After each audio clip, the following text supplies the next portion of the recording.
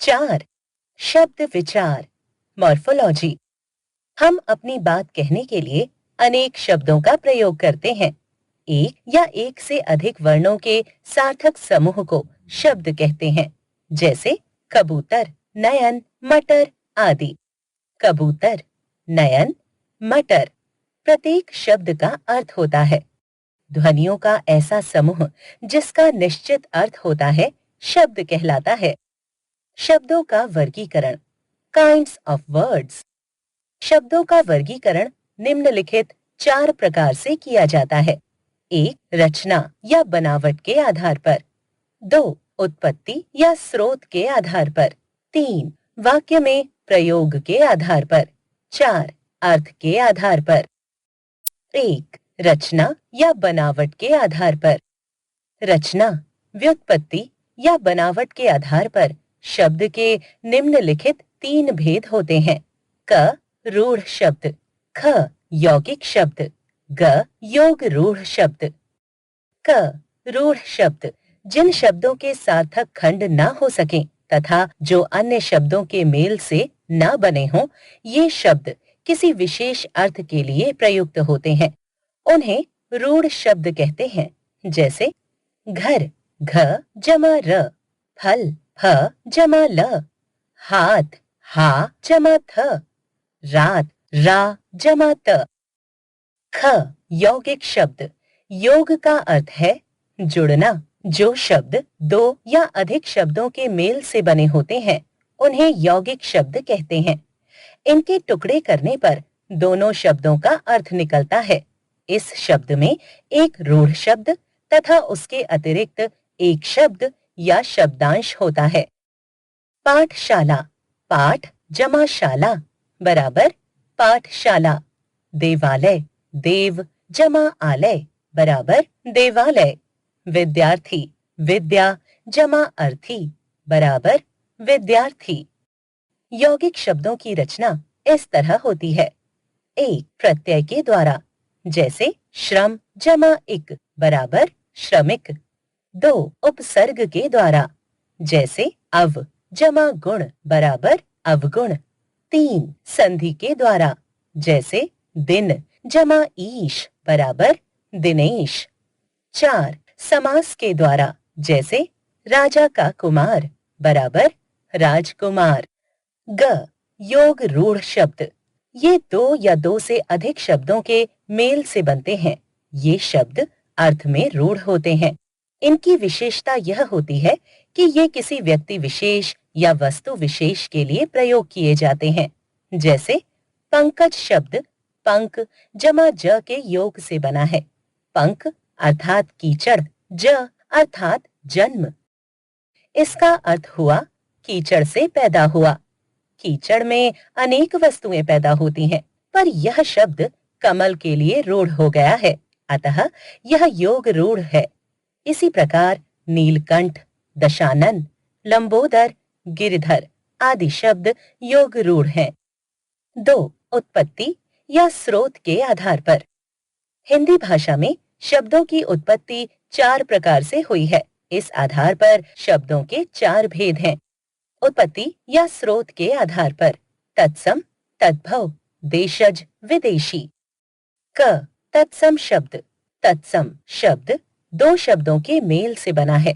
तत् बराबर उसके, सम बराबर समान अर्थात उसके समान।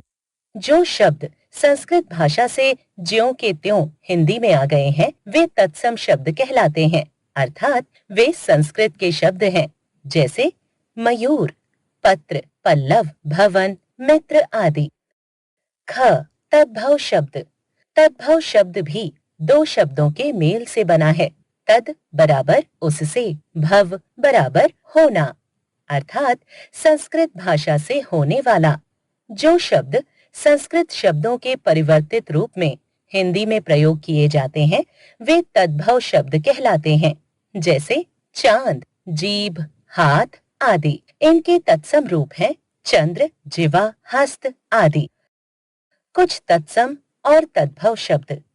तत्सम, तद्भव, अश्रु, आंसू, मस्तक, माथा, कूप, कुआं, अग्नि, आग, दंत, दांत, आम्र, आम, ग्राम, गांव, प्रस्तर, पत्थर, सर्प, सांप, नव, नौ, मास, माह, नयन, नैन, उष्ट्र, ऊंट, मुख, मुह, क्षेत्र, खेत, रात्रि, रात, तत्सम, तद्भव, दधि, दही, घृत, घी, सप्त, सात, पद, पैर, हस्ती, हाथी, श्वेत, सफेद, कर्म, काम, भ्रातृ, भाई, वधू, बहू, गृह, घर, निद्रा, नींद, दुग्ध, दूध, सूर्य,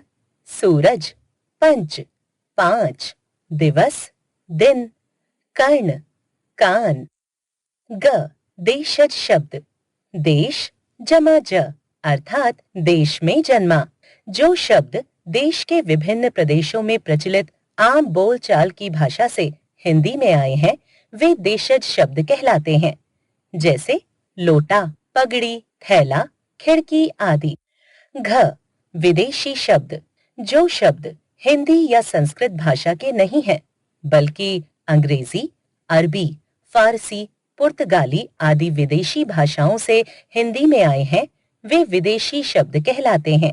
जैसे अंग्रेजी scale, train, doctor, station, gas, बस, पेन आदि। अरबी मतलब, नकल, एहसान, अमीर, किताब आदि। फारसी अफसोस, आसमान, सरदार, नमक, खजाना, आराम, कबूतर, सर्द आदि। पुर्तगाली बाल्टी, तंबाकू, फीता, चाबी आदि। 3, वाक्य में प्रयोग के आधार पर। शब्दों के मेल से वाक्य बनते हैं। वाक्य में प्रयोग की दृष्टि से शब्द को निम्नलिखित 2 वर्गों में बांटा जा सकता है। क, विकारी शब्द, ख, अविकारी।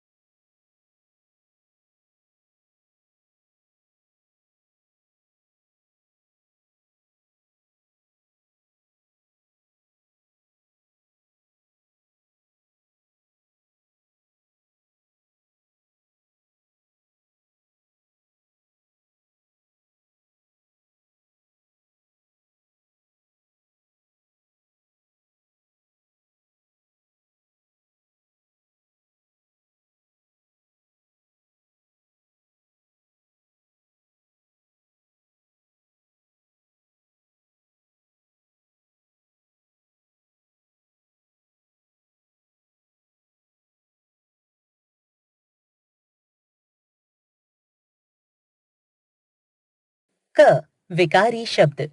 जो शब्द लिंग, वचन, कारक तथा काल के प्रभाव से अपना रूप बदल देते हैं, वे विकारी शब्द कहलाते हैं। ये 4 हैं।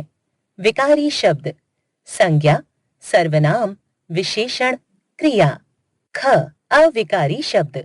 जिन शब्दों में लिंग, वचन, कारक तथा काल के प्रभाव से कभी परिवर्तन नहीं होता, उन्हें अविकारी शब्द कहते हैं। इन्हें अव्यय भी कहते हैं। ये 4 हैं। अविकारी शब्द: क्रिया विशेषण, समुच्चय बोधक, संबंध बोधक, विस्मयादि बोधक। 4, अर्थ के आधार पर। कई बार हम ऐसे शब्द युग्मों का प्रयोग करते हैं जैसे चाय वाय, खाना वाना, ठंड वंड, रोटी सोटी आदि। इन शब्द युग्मों में पहले शब्द का तो अर्थ है, परंतु दूसरे शब्द का कोई अर्थ नहीं है। इस प्रकार अर्थ के आधार पर शब्द के दो भेद हैं। अर्थ के आधार पर सार्थक, निरर्थक, एकार्थक, अनेकार्थक, समानार्थक, विपरीतार्थक। निरर्थक। क सार्थक शब्द वे शब्द जिनका कोई अर्थ निकलता है सार्थक शब्द कहलाते हैं, जैसे गाय, रोटी, घर आदि। सार्थक शब्दों के मुख्यतः चार भेद हैं। एक, एकार्थक शब्द वे शब्द जो केवल एक अर्थ देते हैं एकार्थक शब्द कहलाते हैं, जैसे पुस्तक, नदी, पर्वत आदि। दो, अनेकार्थक शब्द वे शब्द जो एक से अधिक अर्थ देते हैं अनेकार्थक शब्द कहलाते हैं, जैसे उत्तर, उत्तर दिशा, जवाब, कनक, गेहूं, सोना, धतूरा। तीन, समानार्थक शब्द समानार्थक शब्दों को पर्यायवाची शब्द भी कहते हैं।